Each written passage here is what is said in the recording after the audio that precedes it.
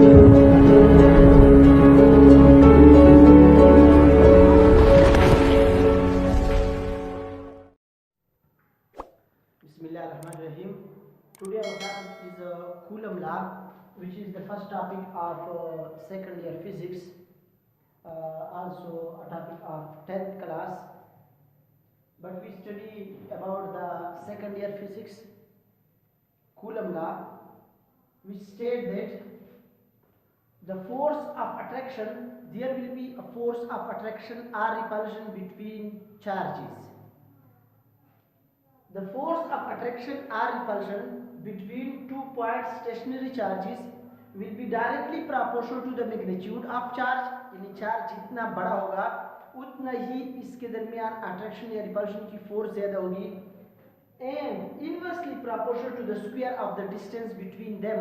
और इसका जो फोर्स ऑफ अट्रैक्शन या रिपल्शन है वो इसके डिस्टेंस की इनवर्स प्रोपोर्शनल है. मींस अगर ये डिस्टेंस बढ़ रहा है तो हमारे पास फोर्स कम हो जाएगी, अगर डिस्टेंस कम हो रहा है तो फोर्स बढ़ जाएगी. इस स्टेटमेंट को द फोर्स ऑफ अट्रैक्शन और repulsion between 2 point stationary charges is directly proportional to the product of magnitude of charges and inversely proportional to the square of the distance between them. अगर आप इसको mathematically लिख लें तो this force of attraction और repulsion between 2 point stationary charges will be directly proportional to the Q1 and Q2. इसके लिए हम लिखते हैं कि late we have two charges, point charges Q1 and Q2 which are separated by a small distance r. These two charges, the force will be directly proportional to the product of its magnitude, proportionality number 1, and this force of attraction or repulsion will be inversely proportional to the square of the distance between them. This is proportionality number 2. Combine these two proportionalities तो हमारे पास आ जाएगा F is proportional to Q1 Q2 divided by R का square. To change this proportionality into equality sign, we will put a constant F is equal to K Q1 Q2 divided by R का square. This is Coulomb law of charges. Yeah, we can say that the K is constant of proportionality and is known as Coulomb constant. ये constant of proportionality है और इसको हम Coulomb constant कहते हैं और उसकी जो वैल्यू है K is equal to 9 multiplied 10 to the power 9 newton metre square पर कूलम स्क्वायर.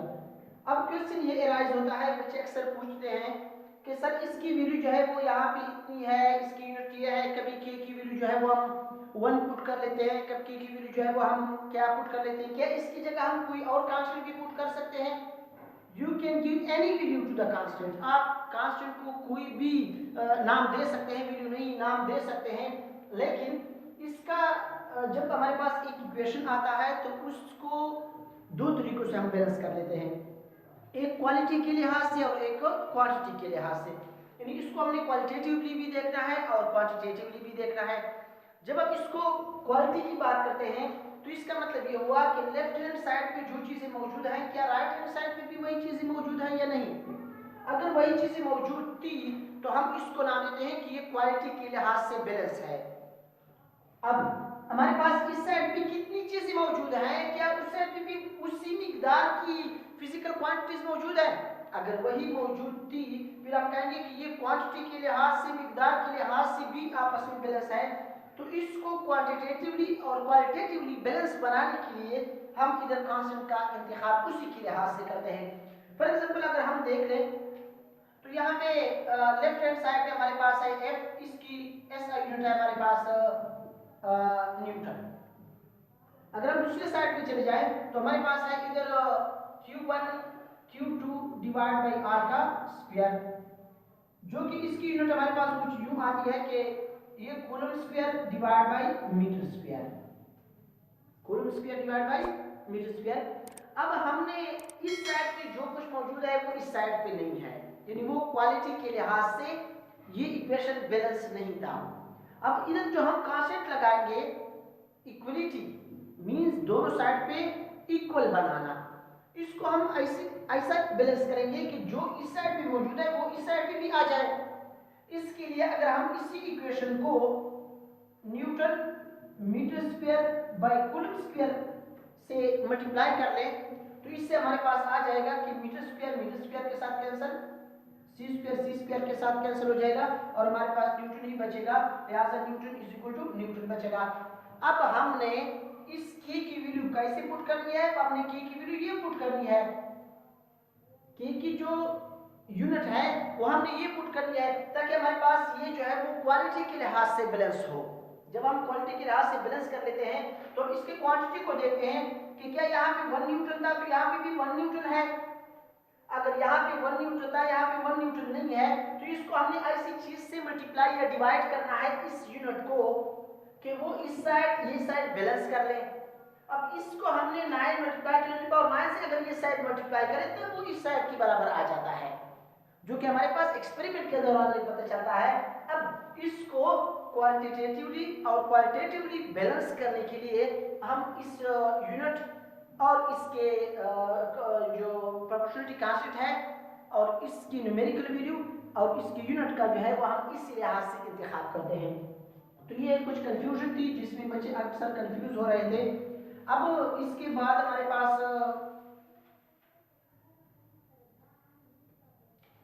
के की वैल्यू फॉर फ्री स्पेस के लिए हमारे पास k is equal to 1/4 pi epsilon naught. अगर हम ये वैल्यू यहाँ पे पुट कर लेते हैं तो हमारे पास हो जाएगा कि f is equal to 1/4 pi epsilon naught q1 q2 divide by r का square. This is the Coulomb law, Coulomb force for free space if there is free space vacuum between these two charges. Epsilon क्या है? Epsilon is a permittivity of free space है, of free space। Free space की permittivity का क्या मतलब है? Permission से निकला है। कहने का मतलब यह है कि हमारे पास ये जो इसके दरमियान मीडियम है ये कितने फोर्स को अलाउ कर रहा है और कितने को रोक रहा है, यानी ये इसकी परमिटिविटी को जाहिर कर रहा है कि ये कितने एक दूसरे पर फोर्स को लगने देता है और कितने को रोक रहा है। ये इसकी परमिटिविटी है और epsilon naught is equal to 8.85 multiply 10⁻12 coulomb square पर न्यूटन मीटर स्क्वायर, ये इसकी यूनिट है। अगर हम इसके वेक्टर फॉर्म की तरफ चले जाएं तो इसका जो वेक्टर फॉर्म है वो आप लिखेंगे कि f is equal to 1/4 pi epsilon naught q1 q2 divide by r square into unit vector r। unit vector r represents the direction of this force। चूंकि हमारे पास force is a vector quantity है तो इसकी direction किस सीमत में होगी, इसके लिए हम इसका वेक्टर फॉर्म ड्रा करेंगे जो कि हमारे पास इस चीज के बराबर है। इसके बाद हमने डिराइव करना है कि हमारे पास इसका जो रिजेम्बलेंस है यानी ये अट्रैक्टिव है, तो आप जो है वो इसको in case of Newton third law जो है वो इसको एक्सप्रेस कर लें कि हमारे पास एक बॉडी दूसरी बॉडी के ऊपर फोर्स लगा रही है तो दूसरी जो है वो पहले पे फोर्स लगाएगी, उस लिहाज से इसको एक्सप्रेस कर लें। और इसके बाद हमने ये प्रूफ करना है कि इन केस ऑफ परमिटिविटी अगर हम इस दो चार्जेस के दरमियान कोई मटेरियल मीडियम रख लें, कोई आइसोलेटेड मीडियम रख ले, कोई डाइइलेक्ट्रिक मीडियम रख ले, तो इसकी वजह से इस फोर्स पर क्या असर पड़ेगा, दो चार्जेस के दरमियान जो फोर्स ऑफ अट्रैक्शन या रिपल्शन है वो इंक्रीज हो जाएगा या डिक्रीज हो जाएगा। इंशाल्लाह we will see in next lecture. Thank you.